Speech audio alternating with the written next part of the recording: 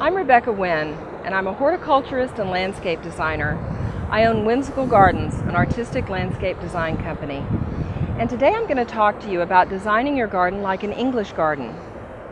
English gardens are so fun to create because they're sort of random, so you can experiment with plants. Start with deep, curving beds, 6 to 7 feet deep, so your plants have room to reach their mature size and kind of overgrow each other for that sort of tousled look that English gardens have. Incorporate some herbs and edibles in your garden because the original cottage gardens were kitchen gardens too.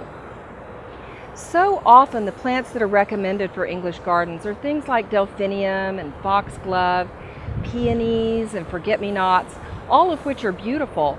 But if they don't grow in your area, then what do? You need to study the form of the flowers, the form of the plant, and then see what kind of things mimic that form that grow in your neighborhood. For example, delphinium don't grow in my neighborhood, but larkspur do.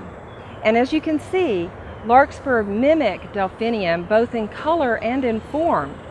Larkspur are not a perennial like delphinium are, but they're a reseeding annual. So they'll come back every year in different places, so they sort of find their way. No English garden is really complete without some kind of roses, and I really recommend knockout roses. They're so easy to grow, and they bloom all summer long. English gardens are wonderful when they incorporate a vertical element, some kind of vine or cascading rose. Also, if you can find some little place, some little nook to create a quiet seating area with mossy benches and architectural elements like these little fences, all of these things give a sense of age that English gardens always have. Although there's some planning involved, English gardens are a really fun way to sort of get your feet wet gardening and experiment with all different kinds of plants.